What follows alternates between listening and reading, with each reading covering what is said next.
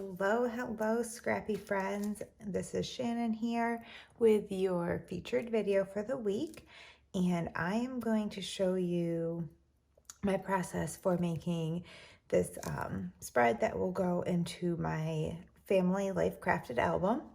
I have the October add-on kit here, which is full of a lot of the marigold lined from Crate Paper, Maggie Holmes, and then also these great puffy stickers from Citrus Twist, and a few vintage papers and some fibers.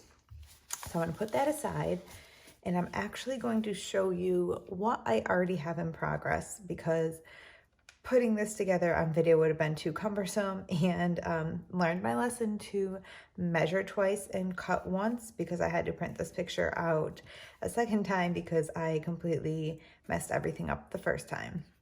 So I will open it up. As you can see here, I have the holes, so this will go right into my Life Crafted album, and I printed this picture large. So I have a Canon printer and I print at home, and so this was printed on 13 by 19 paper. So it is, I believe, about 14.5 inches wide and then 8.25 inches tall, as the papers are for the Life Crafted albums. And then I went and cut so it would fit onto my two flip outs here. These are roughly, so this side that flips from the top is about 4.3 inches. I aimed for it to be 4.25, but with folding it got just a little bit wonky. Same thing over here. So I made sure to measure and then cut, and then measure and then cut, and measure and then cut, so that the picture could be continuous and I wouldn't be trimming excess off the sides and making things out of alignment. I also decided to type my journaling so I could get all my thoughts out, get them on this paper here. And I used the digital ephemera from the October Life Crafted kit on here, and just added some shadowing in Photoshop to give it a little pop. And I just did that to add a little bit of color to my journaling side here. And a little bit of decoration. And then I can also go through and add physical ephemera on here if I choose, as I'm making my page as well.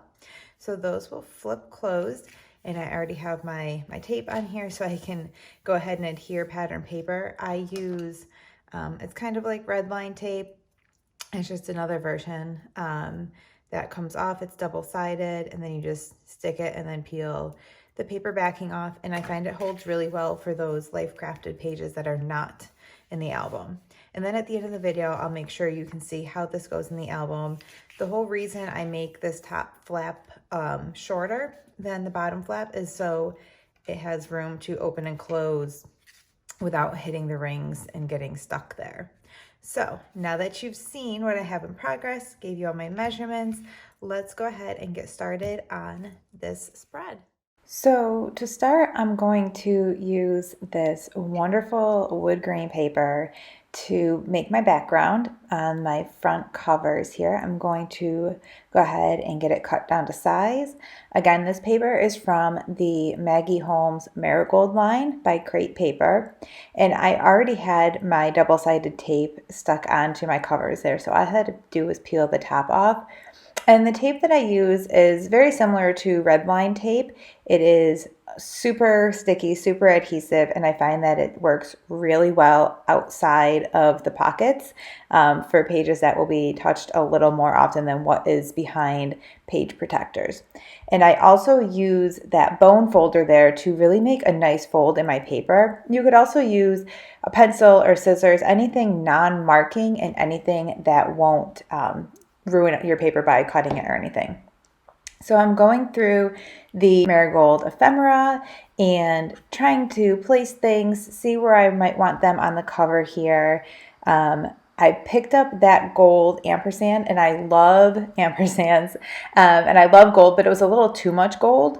So I ended up using it kind of like it would be a stencil impression. And then I used these great mint alphas that are from Citrus Twist, and I'm going to use them to spell out the second portion of my title. And I like to line them up on the edge of that clear backing there so I can make them into a nice straight line and see exactly where I'm placing them, because I really like symmetry and like them centered on the page. So I can just put them down and pull it off. Now, I'll admit, I don't love the look of adhesive behind vellum. It's just a personal preference, but I didn't think ahead, so I didn't get to use a stapler here. I usually like to use my tiny attacher to attach vellum, but that background is already attached and there's no pulling it off, so I had to settle for adhesive. So now I have the ephemera out again, and I'm just kind of looking to see where I want things placed. I don't want it to be really busy on the front here, but I love those clear backings, so with the vellum there. So I'm going to cut this wreath in half and just use part on one side and part on the other. I do love the gold vellum, but I felt that with the gold ampersand, it was just a little bit too much there. Pulled this great dark green, dark kind of teal color bow out, and that set the tone for the color palette on my front here. It's mostly wood and mint shades of that dark green there. Now I have the Traveler's Notebook stamp from October, and I'm trying to figure out if I want to use that All Kinds of Happy stamp. And I have it on one of the labels that's on a sheet of the pattern paper. And I decided that I do want to put it there. It's going to be a tight fit, but it's going to fit perfectly. So I'll go ahead and get that cut out. And I really appreciate with these pattern papers how some of them now have the little tags and cards and little things that you can cut out, because it makes it great to use the smaller pieces. And I like to use them in pocket pages as well, especially those cards and those tags. So I've gone ahead, cut out the labels there, and decided to move on to something else before I stamped. So I'm adhering down that half of the wreath over there, and then I need to build my ampersand again. But building it piece by piece slowly there, I was worried that it wouldn't look right. So I went ahead and I grabbed the tag, and I'm kind of using it as a stencil. So I can carefully put each piece in place there and go ahead and get it adhered down. And then at the end, I will be able to pull that gold tag off, and it will look, as I said earlier, exactly like what is behind when you've used a stencil and pick the stencil up off the paper. And then this tag can be used in something else as well. I can use it as a stencil again with maybe some paint, or I could use it as just a tag and put a different color pattern paper or solid paper behind it and make it a tag. So I'm getting really two uses out of this tag there, and it came out much better than if I had gone ahead and freehanded that. So now I'm going to go ahead and look at these little puffy stickers and see what accents I want to add. And there's a little puffy bow that kind of mimics the bow that I have up on the upper wreath. And now apparently we are ready to get stamping. So I'm using my white eraser to prime my stamp. And of course, I always do at least one test stamp first, because especially with a fresh new stamp, you just get a much better impression after you've used it once. Now, I played around so much with trying to embellish this front page here. I've cut a lot of it out, but I want to just show you that it's so natural to add things, take things away, move things around, and just kind of play around and see how things look. I played around for a good long time, and I had to cut a lot of it out of here because it was boring. And in the end, simplicity is what won out. I stapled a little piece of that ribbon to the bottom of that label there. And now I'm just adding a few little puffy stickers again, seeing what goes good on there. And then I realized that I never adhered that wreath up in the upper corner or that bow. So going to go ahead and get that done really quickly. Wanted just a little bit more gold on here. So I added that little gold heart under my label and then this gold leaf. And I'm just going to make a small sticker cluster over in this bottom corner just to finish pulling together the top flaps of this Life Crafted spread here. And just looking for a good sticker to go on the bottom, which I believe I do. I put a B down and that just doesn't seem to fit. So take that off, put it back. And then I find something a little bit smaller. I believe it's a gold or a blue, dark blue heart or star, just a very small accent.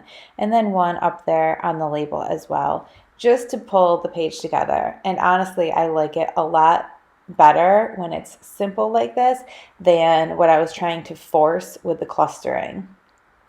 So now on to the inside, which I did show you the inside at the beginning of the video, but the bottom of my front door there is just perfect for a sentiment from the gold puffy stickers that come in the add-on kit. So I'm going to carefully go ahead and peel off that word smile there and attach it to the bottom of my door. And I love that it just fits so perfectly. And I'm going to use a pair of tweezers. That is my trick for getting on very small stickers like the dots of an eye or small letters. And then just one little gold puffy heart there to go ahead and finish it off. And so now this spread is complete. I hope you've enjoyed and can't wait to see what you create with the October add-on kit.